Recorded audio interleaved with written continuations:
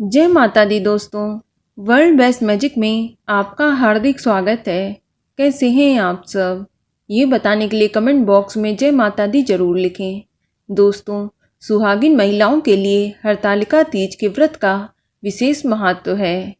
यह व्रत भाद्रपद माह को पड़ने वाली शुक्ल पक्ष की तृतीया तिथि को रखा जाता है। ये व्रत महिलाएं अपने सुहाग की रक्षा के लिए करती हैं।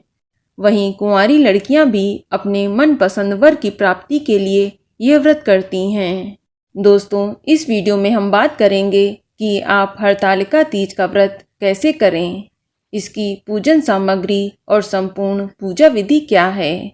इसके अलावा हम आपको बताएंगे हरतालिका तीज के व्रत के नियम क्या हैं, इस दिन आपको क्या करना चाहिए और क्या नहीं करना चाहिए।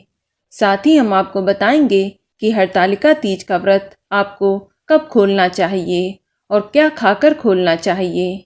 इसके अलावा जो गर्भवती महिलाएं हैं उन्हें ये व्रत कैसे करना चाहिए, या इसके अलावा जो महिलाएं पीरियड से हों वह हरतालिका तीज का व्रत किस प्रकार करें, ये भी बताऊंगी। लेकिन दोस्तों, हरतालिका तीज हिंदू धर्म में किए जाने वाले प्रमुख उपवासों में से एक है। हरतालिका तीज व्रत को सभी व्रतों में सबसे बड़ा व्रत माना जाता है। सुहागिन महिलाओं के लिए इस व्रत का बहुत ही खास महत्व होता है।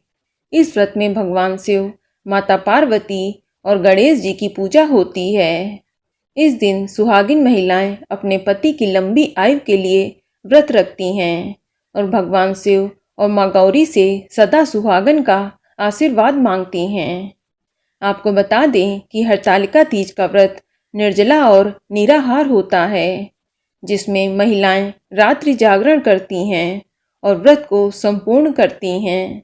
दोस्तों, इस व्रत को कुंवारी लड़कियां भी रखती हैं, माता पार्वती की तरह अच्छा वर प्राप्त करने के लिए।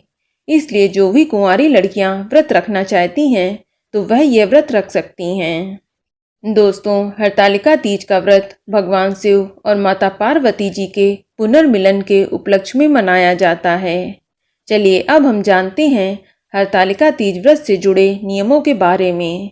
दोस्तों, हरतालिका तीज व्रत को निर्जला और निराहार किया जाता है। यह व्रत सूर्योदय से लेकर अगले दिन सूर्योदय तक किया जाता है। यह व्रत बिना अन्न और जल ग्रहण किए हुए रहना होता है। हरतालिका तीज व्रत करने पर इसे बीच में छोड़ा नहीं जा सकता है। हर साल इस व्रत को पूरे विधि विधान से करना होता है। इसके अलावा हरतालिका तीज व्रत के दिन रात्रि जागरण करना बेहद जरूरी है। दोस्तों, हरतालिका तीज को कुंवारी कन्याएं और सुहागिन महिलाएं करती हैं। इस व्रत में महिलाएं नए वस्त्र धारण करके 16 श्रृंगार करती हैं। आपको बता दें कि हरतालिका तीज व्रत के नियम बहुत ही सख्त हैं। ऐसा माना जाता है कि अगर इस व्रत में आपने पानी ग्रहण किया है तो आपको अगले जन्म में मछली का जीवन मिलेगा। यदि आपने इस व्रत में फलों का सेवन किया है तो अगला जन्म बंदरिया का। वहीं अगर इस दिन सो जाएं तो अजगर का जन्म मिलेगा। इस व्रत में जो महिला दूध पीती है वह अगले जन्म में सर्पनी बनती है। जो शक्कर खाती है वह मक्खी बनती है। जो मांस खाती है वह शेरनी बनती है और जो अन्न खाती है वह सुअरी बनती है। इसलिए हरतालिका तीज का व्रत पूरे नियम और संयम के साथ ही करना चाहिए। चलिए अब हम जानते हैं हरतालिका तीज व्रत की पूजन सामग्री के बारे में। दोस्तों, इसमें भगवान शिव, माता पार्वती और गणेश जी की मिट्टी की मूर्ति बनाई जाती है। इसलिए सबसे आवश्यक सामग्री है काली मिट्टी व बालू व रेत। साथ ही आपको चाहिए लाल कपड़ा, केले का पत्ता, फुलेरा, बेलपत्र, समी पत्र, धतूरा, सफ़ेद आक का फूल, भस्म, श्रीफल यानी पानी वाला नारियल, यज्ञोपवीत, पान का पत्ता, दूर्वा, गेंदे व गुलाब के फूल और माला।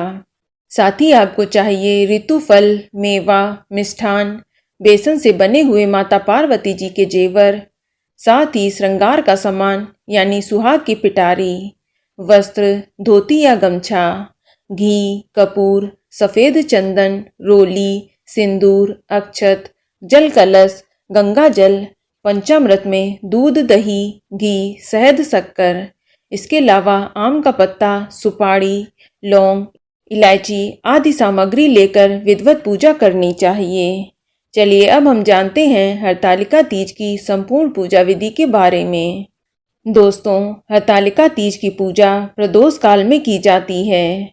पूजन के लिए सबसे पहले मिट्टी से भगवान शिव, माता पार्वती और गणेश जी की मूर्ति बना लें और उसे फुलेरा बनाकर सजा लें। पूजा के समय सुहागन महिलाओं को नए वस्त्र धारण करके 16 श्रृंगार करना चाहिए। फिर एक चौकी या पटा ले लें और उस पर लाल कपड़ा बिछा लें। अब चौकी पर सतिया बनाकर केले का पत्ता रखें। तत्पश्चात तीनों प्रतिमाओं को स्थान दें। अब आप कलश की स्थापना करें। एक मुट्ठी चावल पर कलश रखें, उसमें स्वास्तिक का चिन्ह बना लें और कलश के अंदर थोड़ा सा जल, हल्दी, सुपारी और एक सिक्का डाल दें। फिर आम का पत्ता रख कर उस पर चावल भरी कटोरी से ढक दें और उसके ऊपर दीपक जला दें। कलश के पूजन के बाद आप भगवान शिव, माता पार्वती और गणेश जी की विधिवत पूजा करें। आप गणेश जी को तिलक लगाएं और दूर्वा अर्पित करें और भगवान शिव को सफ़ेद चंदन, सफ़ेद फूल, बेलपत्र, समीपत्र, धतूरा आदि अर्पित करें और शिव जी को धोती या गमछा अर्पित करें। महिलाएं सुहाग का सामान माता गौरा को चढ़ाएं। धूप दीप जलाकर हरतालिका तीज व्रत की कथा पढ़ें व सुनें। उसके बाद आरती करें, जिसमें से सबसे पहले भगवान गणेश जी की आरती करें, फिर शिव जी की आरती करें, तत्पश्चात माता पार्वती जी की आरती करें। पूजा के बाद आप भगवान की परिक्रमा करके उनका आशीर्वाद लें। फिर रात्रि जागरण करके भजन कीर्तन करें। फिर अगले दिन सुबह स्नान करके पुनः पूजा करें। माता पार्वती जी को सिंदूर चढ़ाएं। फिर सुहागन महिलाएं सुहाग लें और अब आप भगवान को ककड़ी व हलवे का भोग लगाएं। जिसके बाद आप प्रसाद को खाकर अपने व्रत का पारण करें और अंत में जो भी पूजन सामग्री है उसे एक जगह एकत्र कर लें। साथ ही भगवान की मूर्तियों को भी किसी नदी या तालाब में विसर्जित कर दें। इस तरह से हरतालिका तीज का व्रत पूर्ण होता है। चलिए अब जानते हैं कि जो महिलाएं गर्भवती हैं उन्हें हरतालिका तीज का व्रत किस प्रकार करना चाहिए। दोस्तों, जो महिलाएं इस दौरान गर्भवती हैं उनके लिए निर्जल उपवास करना आसान नहीं होगा, लेकिन यह व्रत यदि एक बार शुरू कर लें तो बीच में छोड़ा नहीं जा सकता है। इसलिए जो महिलाएं गर्भवती हैं वह फलाहार रहकर इस व्रत को विधि पूर्वक कर सकती हैं। आप दूध, चाय, जूस, नारियल का पानी, मेवे की खीर आदि बनाकर खा सकती हैं। चलिए अब जानते हैं कि पीरियड में हरतालिका तीज का व्रत किस प्रकार करना चाहिए। दोस्तों, जो महिलाएं मासिक धर्म यानी पीरियड से हैं उनको भी यह व्रत अवश्य करना चाहिए, क्योंकि यह व्रत बीच में छोड़ा नहीं जा सकता है। इसलिए आप इस दिन व्रत जरूर रखें, लेकिन आपको पूजा नहीं करनी चाहिए। ना ही पूजन की किसी भी सामग्री को हाथ लगाना चाहिए और ना ही आप भोग बना सकती हैं। आपके बदले आपकी पूजा आपके पति कर सकते हैं। यदि आपके घर कोई अन्य महिला है तो वह भी कर सकती है, या फिर आप किसी ब्राह्मण को बुलाकर भी अपनी तरफ से पूजा पाठ करवा सकती हैं। इससे भी आपको व्रत का पूरा फल प्राप्त होगा। तो दोस्तों, ये जानकारी आपको अच्छी लगी तो कमेंट में जय माता दी जरूर लिखें और अगर आपका कोई सवाल हो तो उसे कमेंट बॉक्स में अवश्य पूछ लें और इस वीडियो को लाइक करें, शेयर करें और साथ ही साथ चैनल को सब्सक्राइब करें। धन्यवाद।